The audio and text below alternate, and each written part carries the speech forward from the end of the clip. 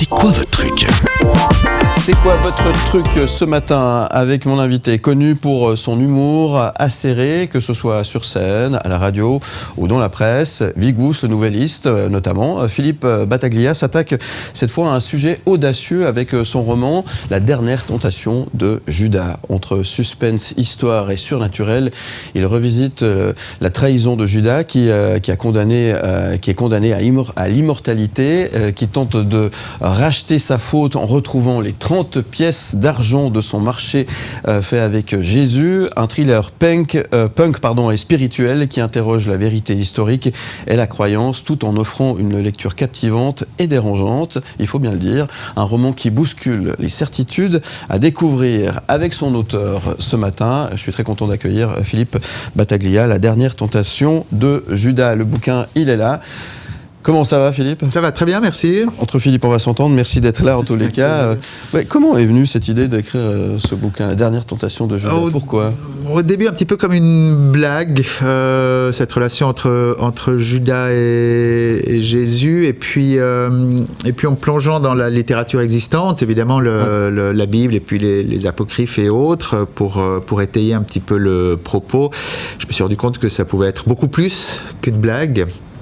Et puis parce que Judas est un personnage fascinant, cette trahison, à part Satan lui-même, je pense que c'est le plus grand méchant de la Bible.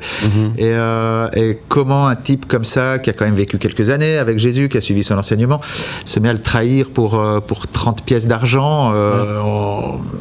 La cupidité seule me semble être un peu fragile comme excuse. Donc voilà, c'était quelque chose que je voulais explorer. Et si cette trahison avait été le fruit d'une relation plus intime. Donc il est bien le traître de l'histoire qu'on raconte, oui, c'est bien. Mais disons, je ne veux pas raconter toute l'histoire. Faut pas tout raconter. Le postulat de départ est évidemment celui de la Bible. Judas est connu comme étant le traître. Le reste, il faudra lire le bouquin. Ouais, ça c'est du teasing, c'est très bien. Votre roman, il revisite la Bible, quelque sorte un carton un peu inédit. Oui. Faut-il voir ça comme une provocation ou une quête de sens ? Non, je ne l'ai pas fait par provocation, ça pas du tout. Je pense qu'au fur et à mesure, je me suis rendu compte que ce livre parle des histoires, et de la manière dont les histoires impactent les gens qui les lisent ou qui les entendent, et à travers eux impactent notre monde. Et c'est de ça dont je voulais parler en avançant dans ce récit. Et puis évidemment, quelle plus belle histoire pour parler de ça que le mythe fondateur de notre société judéo-chrétienne, parce que qu'on le veuille ou non, nos lois, notre morale, notre éthique découlent plus ou moins directement de tous ces enseignements-là.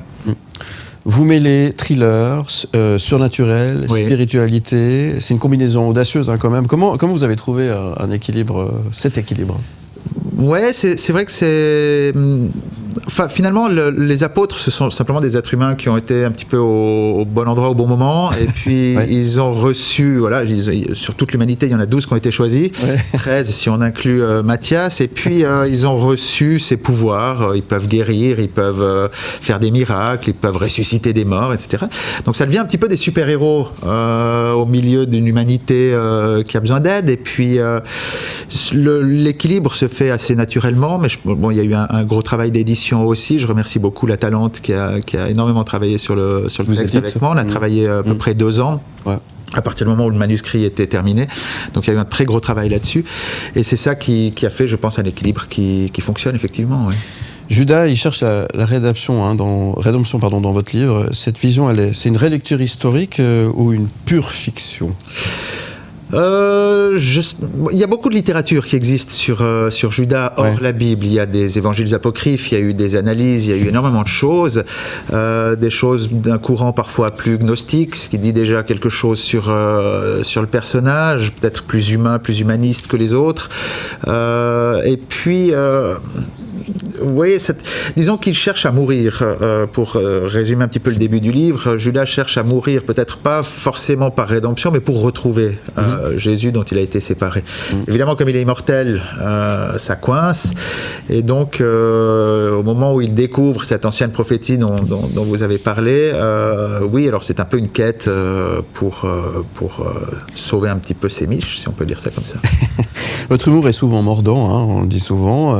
Est-ce que vous avez intégré l'humour dans ce roman, justement, ou bien vous avez un ton un peu plus, comment dirais-je, un peu plus solennel, peut-être? Je dirais que oui, non, il y a beaucoup d'humour. Il y a beaucoup d'humour, notamment à travers certains personnages qui s'appellent le peuple de la rue, qui sont un petit peu des marginaux, qui vivent dans un hangar abandonné, voilà, un petit peu les SDF, mendiants, etc. Et qui sont un petit peu le nouveau troupeau de Judas. Il y a de l'humour, il y a des choses drôles. C'est pas une histoire drôle. Non. C'est pas une histoire drôle, c'est un drame, c'est une histoire d'amour impossible. Ouais. Donc c'est forcément une histoire triste en soi. Mais par contre, oui, il y a beaucoup d'humour pour de nouveau équilibrer ça, mais c'est pas une histoire drôle. Et pour qui ce livre? Il est fait pour qui? Je pense Alors il est plus pour moi maintenant. Il est plus pour moi. J'ai fait le boulot.